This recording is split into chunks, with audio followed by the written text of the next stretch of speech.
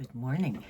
It's Monday morning, and in this video, you'll see me finally baking that apple pie yesterday. I made it for Moosey and I late yesterday afternoon. We had it in bed, slightly warm, with vanilla ice cream.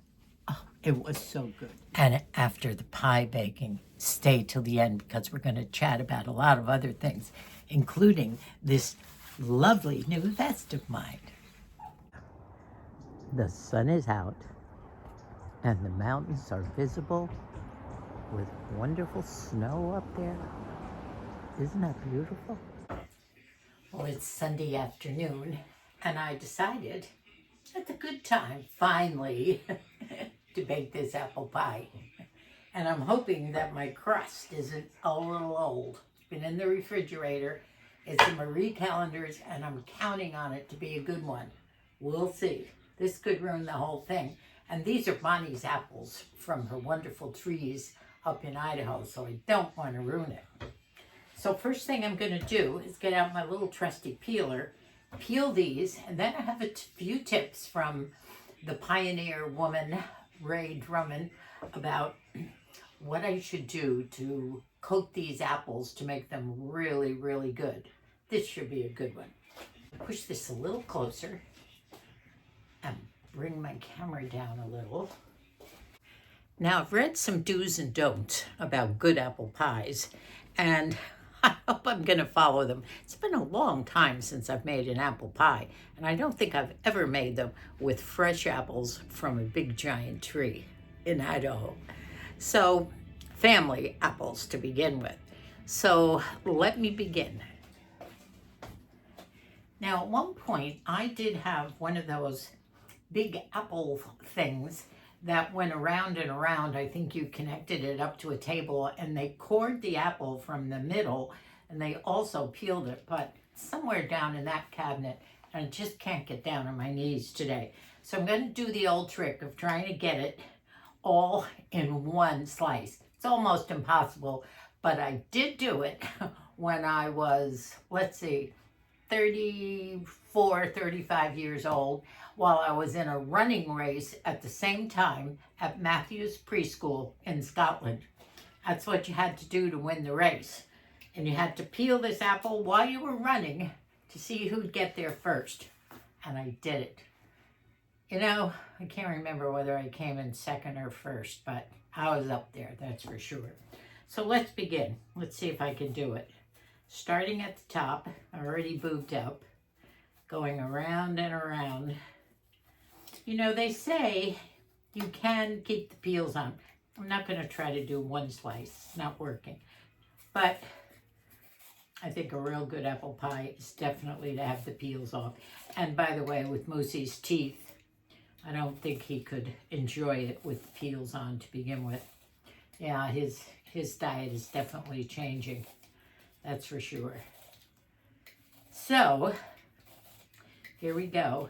Now this is going to take a while, so I'll finish all this up off camera, and then I'll go into the slicing. Now, Ree says to slice them about 1/4 of an inch thick.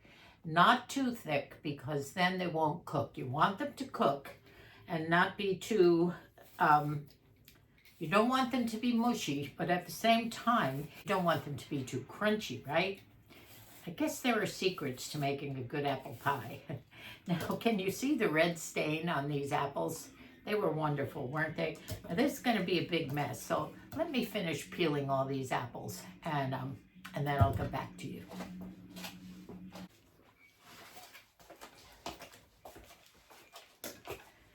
Now, I have all these peels, and you can see they're nice and thin, and this is just from the one apple. Now, the directions that Ree says in her description is to coat them in a little bit of a mixture of a couple of tablespoons of white flour mixed with almost a cup of sugar. I didn't put a full cup in here, and I did use my Splenda sugar. Being a diabetic, I didn't want to put a whole bunch of real sugar, and it's equal measurements, and it tastes the same. Whenever I've used it, I've never missed real sugar. And then I put in a couple of teaspoons of cinnamon, and I did put some nutmeg in too. So it's all mixed together in here. And now what you do is you coat these apple slices. Now, there's no liquid in here. You don't put them in egg first or anything. So I don't know how that works out. But somehow they're supposed to be coated. And that's what I'm doing with one. Now you can't put more than one apple's worth in here. It won't work, right? So I'm going to do them one apple at a time. You see I have my apples in here and I'm coating them with the sugar, flour, and cinnamon mix. And you know what? The sugar is helping them adhere. So what I will do, I already have the bottom shelf in here. Now I've used a glass pan because they say if you want to be real authentic, don't use the tin pans that these crusts come in. Even though it's a Marie Callender crust, should be good. It is a little smaller than my pie pan, so that might be a little bit of a problem, but you work with what you have, right? So I'm going to start putting these in. And I know I'm going to get tired slicing them and putting them, oh, I'm not going to get tired slicing them. I know I'm going to get tired putting them in nice little rings all the way around. After a while, I think I'll just be throwing them in. But for now, I'm putting them in that nice little way of putting them all around, kind of half and half on each other, one at a time, around and around we go. And at least the bottom part will be done like this.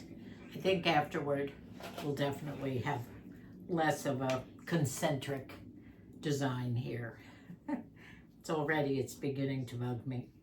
Because you know what? It's kind of late Sunday afternoon, and I'm sure Moosey is wanting to eat. Normally we eat kind of early-ish. So he's probably looking for some supper, although I know I can hold him off with the apple pie. He will look forward to that later. And we'll have that later, probably about 7:30 or 8. By the way, my sleeping has been a little bit better. I've been trying to go to sleep earlier. I'm right now, I can't get quite down to 9 o'clock, but I went to sleep about 10:30 and I slept till 3. Now that's pretty good for me, isn't it? And then I was awake for a couple hours, but we'll get there. So it was a lot better. Okay, I'm almost done. And the first round, it looks pretty good. At least the beginning part did. Okay, so I think we probably will use at least 4 of these apples, and I might just save the big giant one for Moosey and I to just eat and enjoy. Okay, that's that. Now, as you can see, I did go pretty nicely on the first part, but the rest of it's, All right, so I'm going to peel the next one, and I'll do the same. Slice them 1/4 inch thick after I peel them, mix them around in the mixture, and then put them on top of each other here. So this will take a while. Last one to go, and you can see it's starting to get big.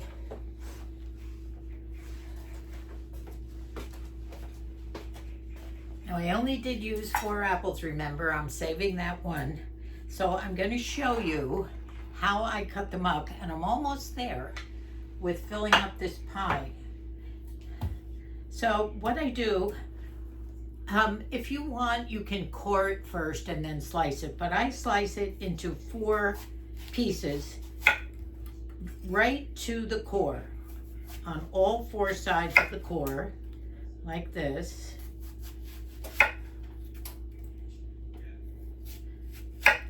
All right, then I have the core and I can just throw that away. And then, this is a big one, so I'm gonna cut this one in half. So now I have all these pieces, and I cut them into about 1/4 inch each, just standing them up. I use my cleaver, a nice sharp knife, about 1/4 inch.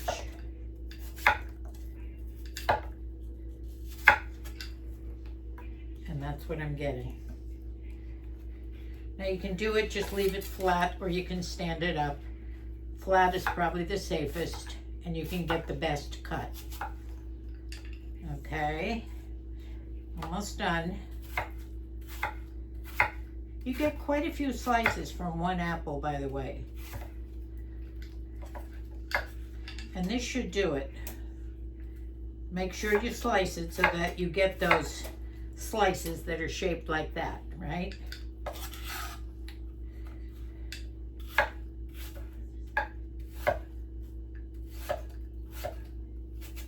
Okay, so you do pretty well with one apple. You get all these. Now I just about have enough of this mixture left. I think I'll put a little bit more cinnamon in here just to keep it nice and cinnamony. And I think, I've never heard of this, coating the apples before, but I think this is a good idea. So I'm only going to put half of them in at a time. And then just using your hands, just mix them around. Now the sugar, because it has that consistency, is helping it to stick. There's no liquid in here, just flour, sugar, and I use the Splenda, and then a little bit of cinnamon, a little bit of nutmeg. Okay, now put these aside for a minute and start using the ones I've coated. Actually, I'm doing a good job of making the top look pretty here, although you won't see it once you put the top on. I'm just hoping these crusts are not ruined by keeping them too long in the fridge.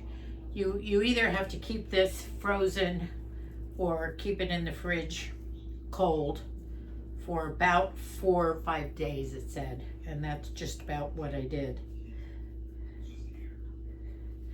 Oh, this is looking good. I'm sure they'll cook down a bit, but now I'm just going to fill up the middle with the last bunches of these. Right after I throw them in here. See, I used up all the mixture here, which is good. And I'll probably throw the rest of it right in on top of everything. Yeah. I used just about enough.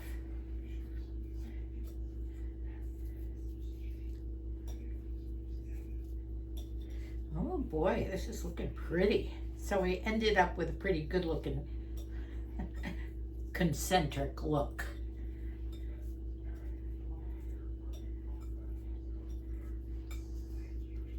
There we go. And just a little bit left of the mixture here. And I'll just sprinkle it all over so you get that nice cinnamon sugary taste. Wow.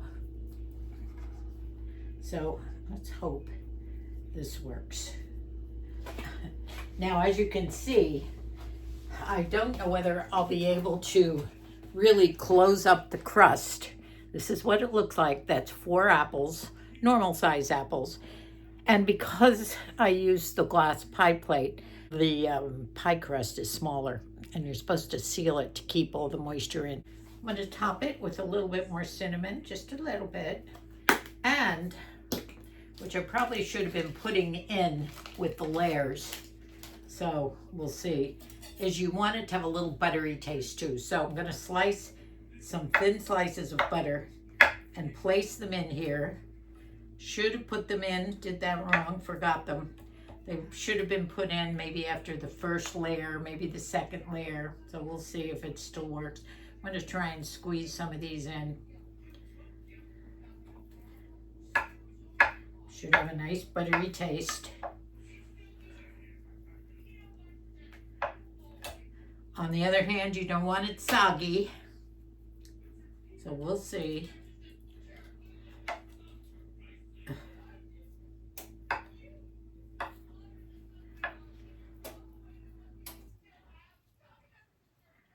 The butter should go down.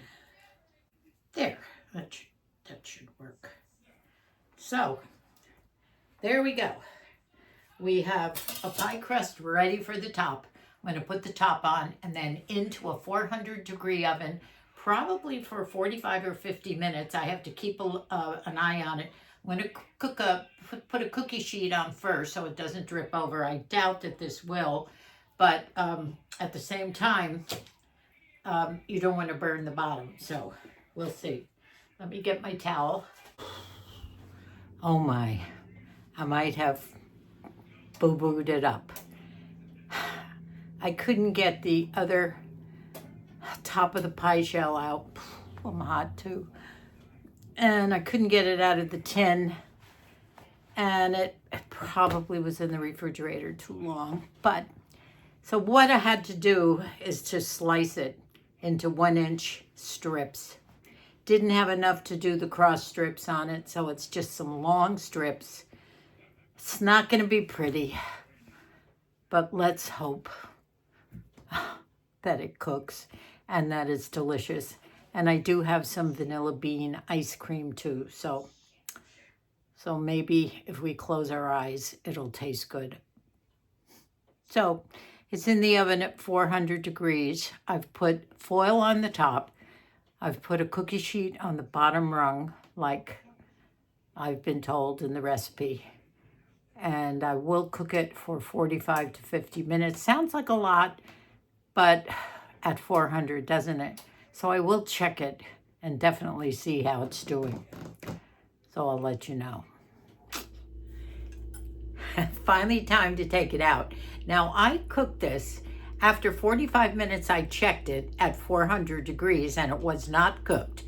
I did take the top off. I put a foil top over it for at least 35, 40 minutes. Then I took the top off, and it was not cooked. So I turned the oven down to 350, and I cooked it probably for another 20, 25 minutes. It took a long time to cook this pie crust. Maybe it's just because my pie crust, you have to judge your own pie crust, whether you want it to get nice and brown or what, but at least make sure it's cooked. So I have just done the extra cooking and I think it's ready. So I'm going to take it out now.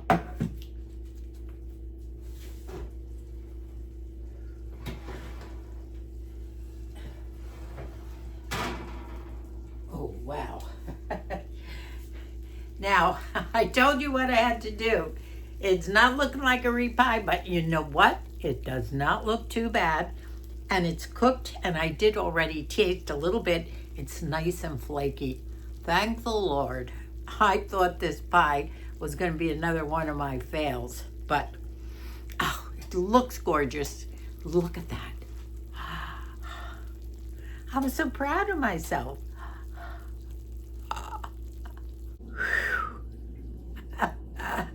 She did it again, folks. She pulled it off. Wow, that was, just remember, keep your pie crusts. If you're using ones that are store-bought, do what it says. Keep it in the freezer or cook it within 2 days if it's in the refrigerator or what. I really thought I was a goner. And use the right size. You know, the best thing would be to make your own pie crust if you want. But I've been exhausted and I didn't want to do that. So Moosey and I are going to have, Moosey just announced he wants his pie in bed. I do have some vanilla bean ice cream. So we're going to let the pie cool, and that will take at least an hour. And I'm just giving Moosey some lentil soup tonight anyway. I'm just too tired after cooking and peeling slices in the afternoon. It's Sunday night and it's a kickback night anyways. I'm gonna get in my jammies. Moosey's watching some more football or something. And we won't have this for another hour or two. Hopefully I'll remember to take a picture of it when I slice it and put the ice cream on top. It will be slightly warm, I'm sure, which is nice, but not too hot. So I have to wait a while. It's really only what, 5:30? Oh no. It's 7 o'clock. I can't believe it. It's that long. It's late. So we'll be having some late apple pie tonight. So I hope I remember to show you, but it did look good, didn't it? I must tell you, it's flaky. I tasted a little bit, so thank the Lord it came through. I was worried. I wish I had had enough strips to do it crosswise, but it looks juicy enough Not too juicy. It did not overflow. So the butter that I put in was just enough. And I can't wait to taste it. Well, dig in, Wiggin. I feel like I'm in the plaza. Look at this in bed. Ah.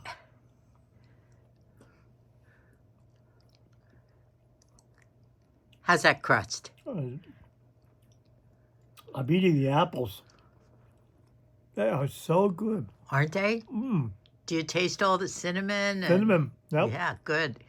But the crust, I tasted a piece of it. It's so flaky and delicious.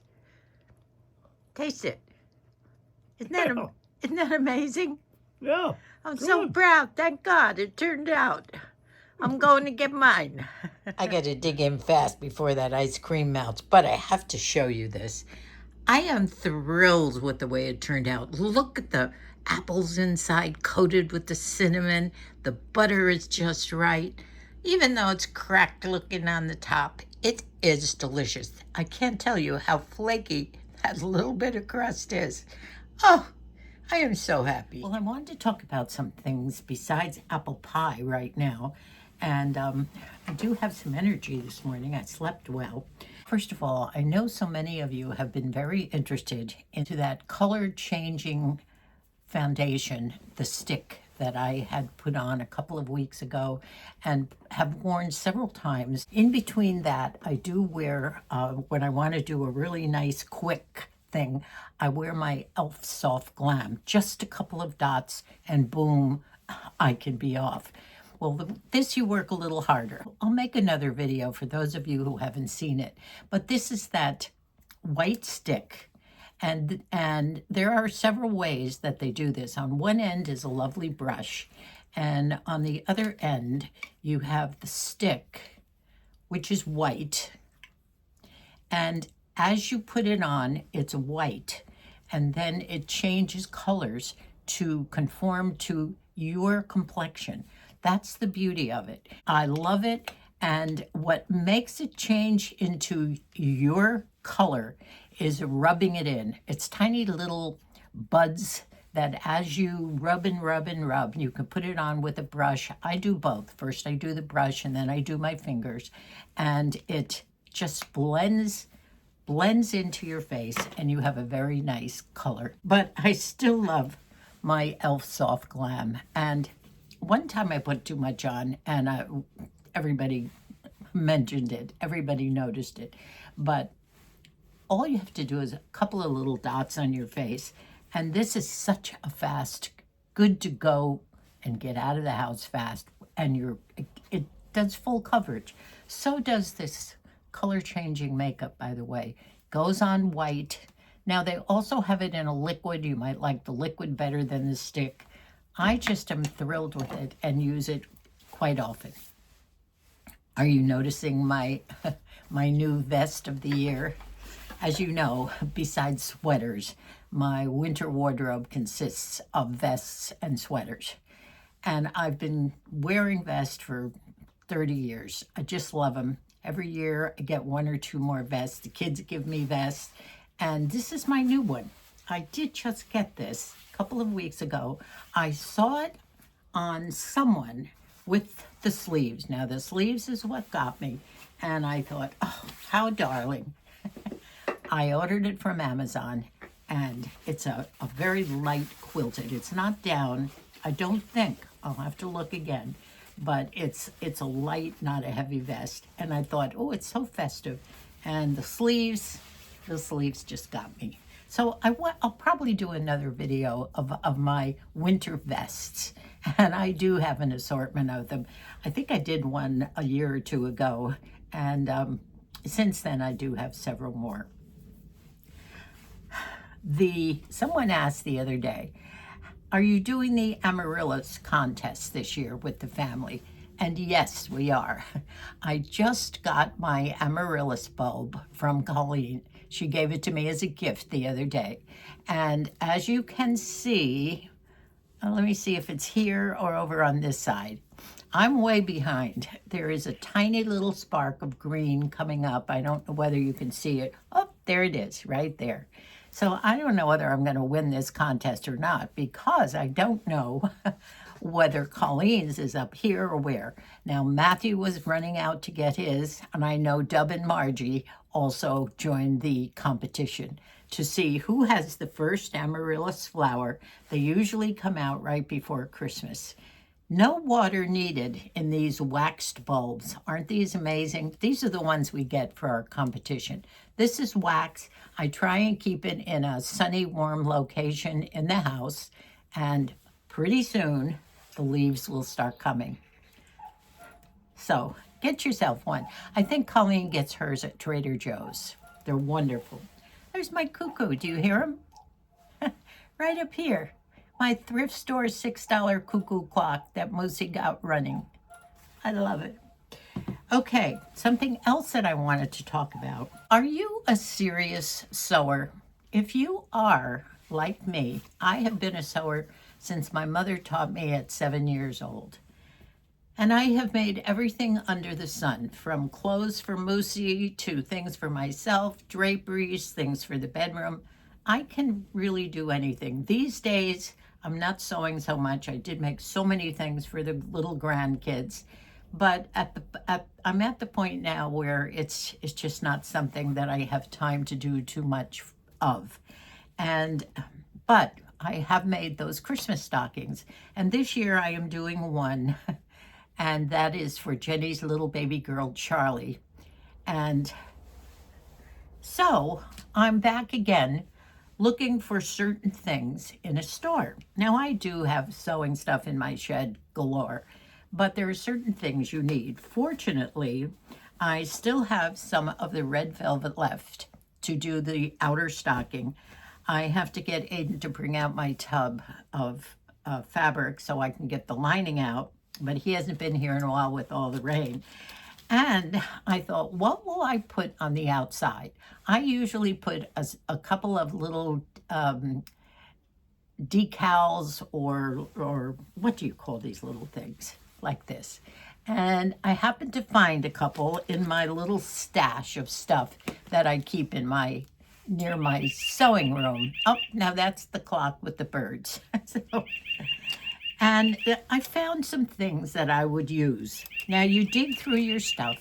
I find little beautiful little Christmassy things, but I do leave a lot of room on the stockings for what we call the memories that the children put on from their life. That's why we call them memory stockings. And usually those are pins, things that the kids have won in sports competitions, or patches from someplace they've been, maybe a Disneyland patch or something, favorite things in their lives. Now, in the past, I have put pieces from my daughter's wedding dresses, my granddaughter's wedding dresses, little pieces, if they had some. They would give me a memento or something that they wanted to put on. And then you leave enough room for the kids. Now, I've shown you some of those stockings, and some of my older children, those stockings are filled with all sorts of their own memorabilia. But I still do put a few things on. Some of the things I like to put on are a little bit different. Maybe something like this, something hanging, something just to make it a little beautiful. I thought I had this. This is a cross I might put on, and I'll just tack it on there. But back to the discussion of Joann's closing. That would always be my first place to go. Now, in the old days, we had Hancock Fabrics. We had so many other, you could always find a fabric store where you could get good fabric or sewing notions of any kind. I never had to drive more than a mile or two to get sewing stuff. It's just a shame that sewing, serious sewing, has died out to the point where there is no big store anymore that has franchises all over. And it's sad, it really is. I wanted an angel to put on Charlie's stocking, and I looked through all my stuff that was in by my sewing room, which is also my closet. And I couldn't find anything, not much. I have a few things here in this little thing. But I thought, how about Amazon? Now, I did read that Michaels has bought what they call it, the perpetual rights to Joanne's stuff. But I think it's mostly notions and things. I doubt if it's the wonderful supply of fabrics. Now there's Hobby Lobby, but they don't have the array of fabrics. And I'm talking fabrics and notions that go along with that. It's really sad. Are some of you suffering from the lack of a good sewing store these days, or fabric, I should say? And now all the Joanne stores are gone. I don't know what happened. They must have gotten too big too fast, but something happened. But as I started to say, I thought about Amazon, and I thought, gosh, it's a place that I go to for so many things, and I'm never disappointed. So I did. I went on Amazon, and I put in sewing decals for Christmas stockings, and I came up with a load of them, very much like those Christmas bells and candy canes and Santas and things. But I especially wanted a certain type of things, and I found someone selling Nutcracker Suite figures, the girls, and I found a ballerina. I think I might have told you that my Jenny, my granddaughter, has been a ballerina since she was 2 years old.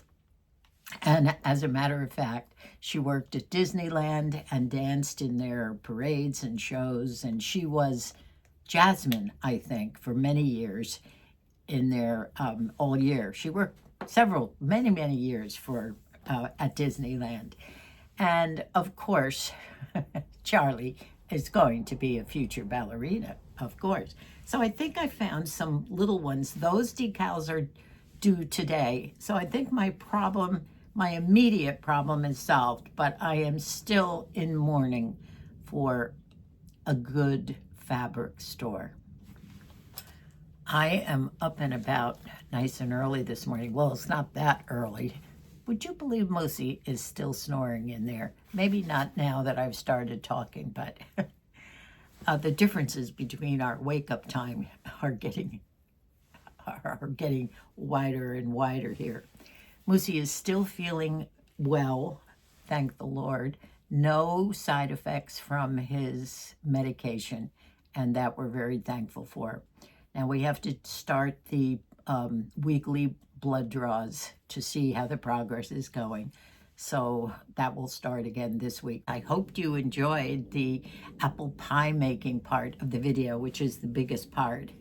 And it was delicious, and he can't wait to have it again tonight. He doesn't even care what he gets for dinner as long as he gets some more apple pie. Thank you so much for being here with us, my friends. Moosey and I so appreciate all of you and all the new people that we have too. I just enjoy being here with all of you.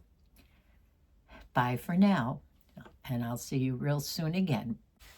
Mwah. Love you, and God bless us all, everyone.